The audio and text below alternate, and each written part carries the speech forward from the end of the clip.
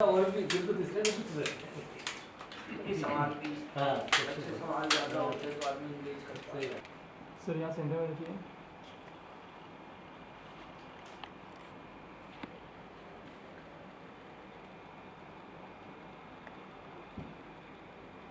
ना रखने ले क्या लो। स्पेस नहीं मिल रहा है? मिल रहा इसको मिल रहा नहीं तो नहीं नीचे नहीं मिला ना वो पेन ही नहीं चाहिए। थोड़ा सा नहीं तो अगर चेयर मिटाना है तो मिटा सकते नहीं हैं। हो गया हो गया।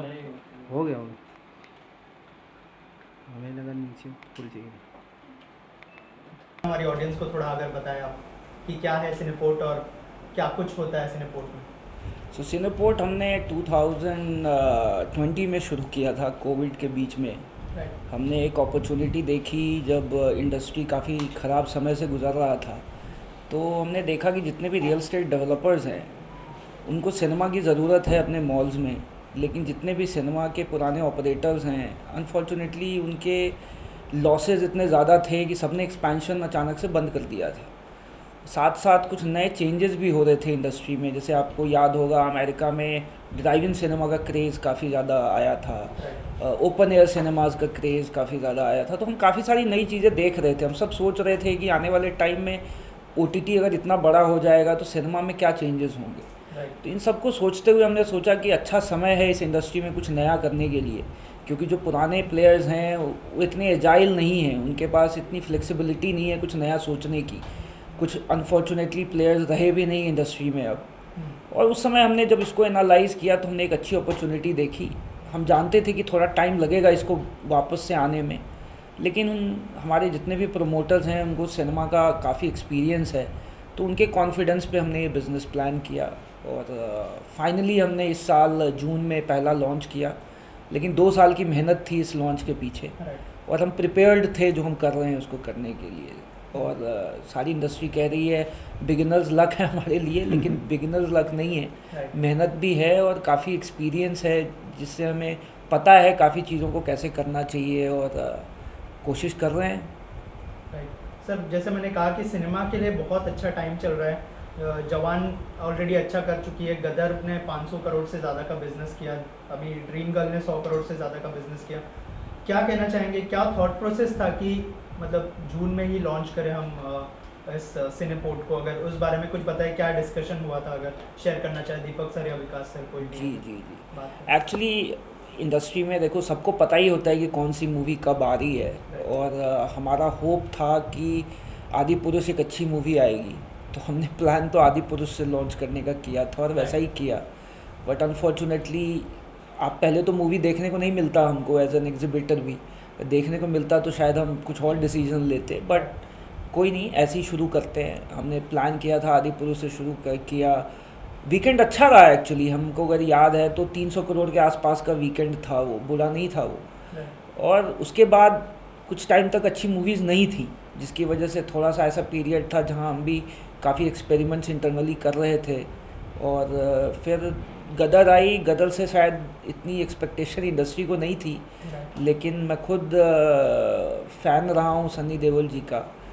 मेरे को अभी भी मौका नहीं मिला है मूवी देखने का, बट इंडस्ट्री के लिए जैसा परफॉर्मेंस उस मूवी ने किया और जहाँ पे हमारा लोकेशन है, वो लोकेशन ऐसे कह सकते हो कि वैसी मूवी को पसंद करने वाला लोकेशन है। तो उस लोकेशन पे मूवी काफ़ी अच्छी चली और हमारी टीम ने भी बहुत मेहनत करी और उस टाइम में प्रूव कर दिया कि हम किसी से कम नहीं है, इवन बीइंग एन स्टार्टअप।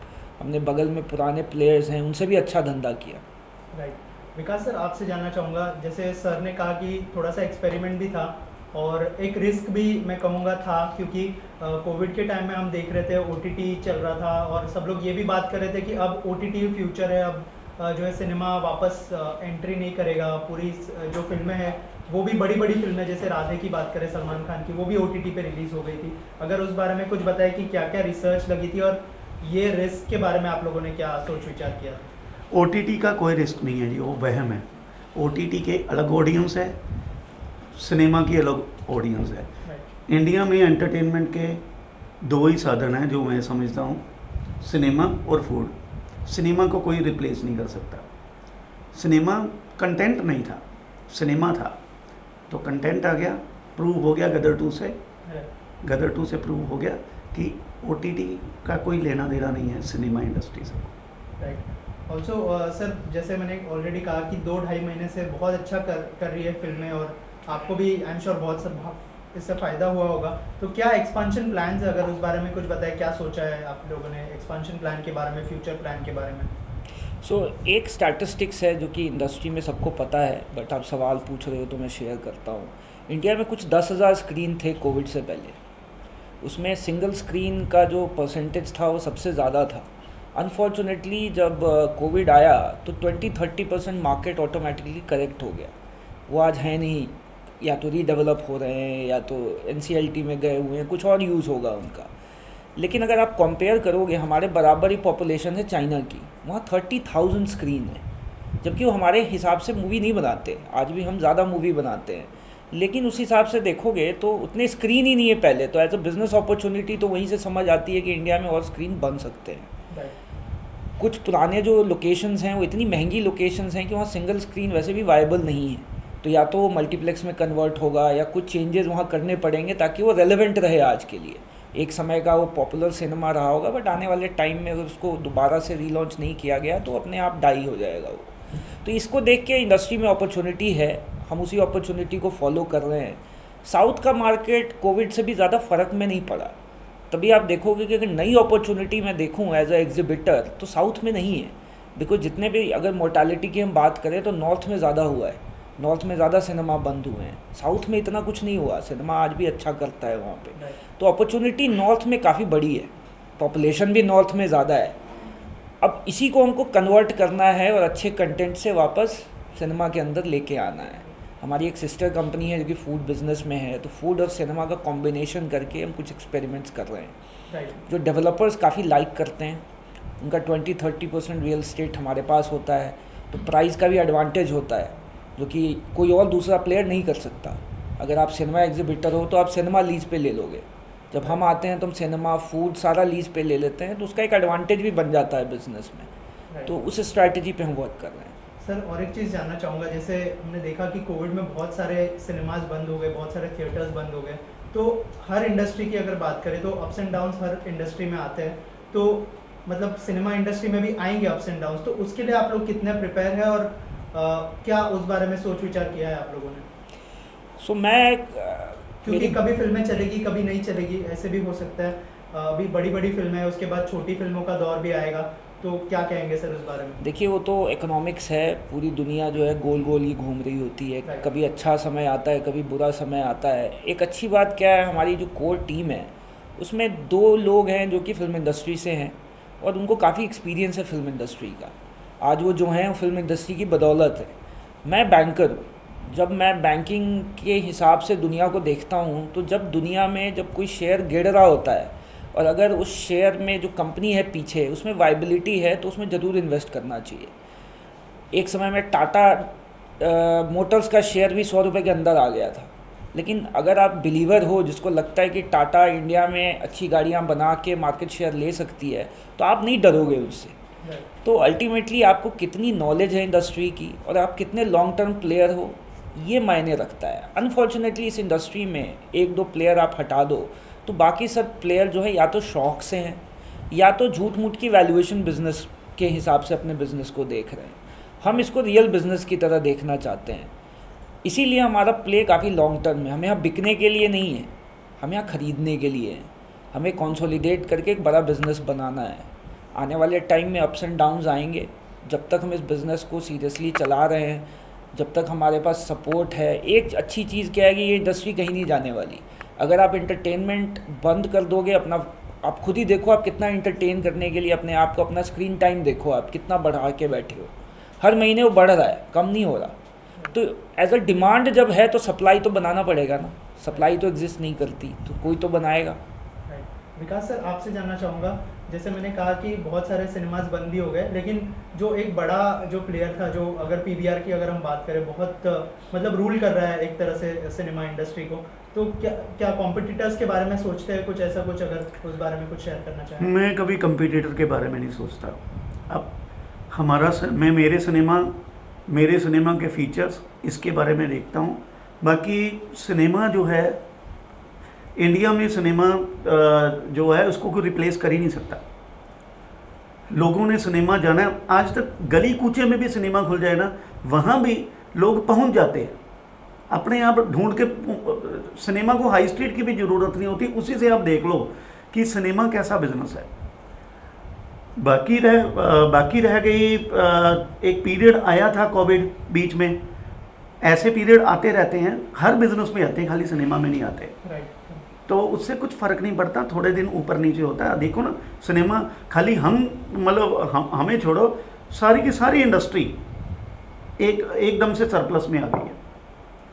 और एक और चीज़ मैं ऐड करूँगा, अगर आपको याद होगा तो पहले सोशल मीडिया प्लेटफॉर्म के नाम पे ऑर्कुट होता था। सारे लोग ऑर्कुट पे रहे होंगे। फिर फेसबुक आया। आपको माई स्पेस के बारे में पता है? ऑर्कुट से भी पहले माई स्पेस होता था। तो कहते हैं ना कि आप कोई अच्छी चीज़ बनाओगे तो ऑडियंस हमेशा होगा। उसके बाद अभी इंस्टाग्राम आया, अभी स्नैपचैट है। तो कहने का मतलब क्या है ना, जैसे ऑडियंस चेंज हो रही है। आज कहते हैं कि फेसबुक पे ग्रैंडफादर्स होते हैं, तो जैसे जैसे ऑडियंस ग्रो होती है ना, एक नया मार्केट बनता जाता है। तो शायद हम नए जनरेशन का सिनेमा बन जाएं, हमारी यही एस्पिरेशन है। बिकॉज नई जनरेशन जिस तरीके से सिनेमा देखना चाहती है वो हम शायद सबसे बेहतर समझते हैं। और जो बड़ा प्लेयर होता है ना, उसके लिए कोई चेंज करना आसान नहीं होता।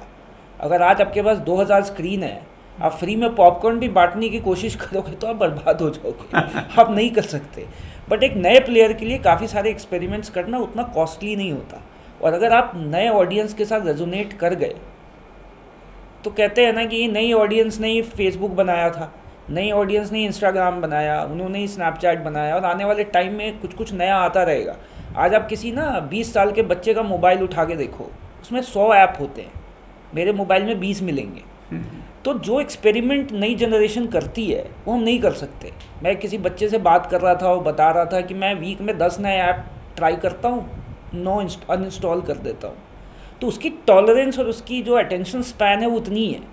और अगर आप उसको इंगेज नहीं कर पाओगे तो आप बहुत बड़ी बिजनेस अपॉर्चुनिटी को लूज़ करोगे। यही सब चीज़ें हैं। अब ये एज अ ट्रेड सीक्रेट आप बोलो या हमारी कोर टीम की स्ट्रैटेजी है कि कुछ नए एक्सपेरिमेंट्स हम हमेशा करेंगे जो इंडस्ट्री को सरप्राइज़ करेंगे। अब वो सरप्राइज़ का वेट करो आप, हम एक एक करके लॉन्च करेंगे तो करते रहेंगे। राइट सर, आखिर में आपसे जानना चाहूँगा कि अभी जो है इंडिया में कितनी स्क्रीन्स है सिनेपोर्ट की, और आने वाले 5 सालों में कहाँ पे देख रहे हैं सिनेपोर्ट? सो अभी हम एक्चुअली हम एक इवेंट के लिए शहर में थे, तो लास्ट हमने जो काउंट किया था कुछ 75 स्क्रीन्स हमारी पाइपलाइन में हैं। बट इस महीने के अंत तक जो हमारी बिज़नेस डेवलपमेंट पाइपलाइन है वो 100 क्रॉस करने की कोशिश है। पूरी कोशिश करेंगे कि हम 100 पहले डिलीवर करें एटलीस्ट नेक्स्ट ईयर तक, और अगर कर पाए तो शायद फास्टेस्ट एवर 2 साल में 100 screen I don't think any नया प्लेयर ने कभी किया होगा। तो वो करने की कोशिश है। 500 के आसपास का हमारा टारगेट होगा इन 3 इयर्स अचीव करने की। हम बड़ी बातें नहीं करेंगे, जो अभी है पाइपलाइन में पहले उसको डिलीवर करेंगे, प्रॉफिटेबली बिजनेसेस को चलाने की कोशिश करेंगे।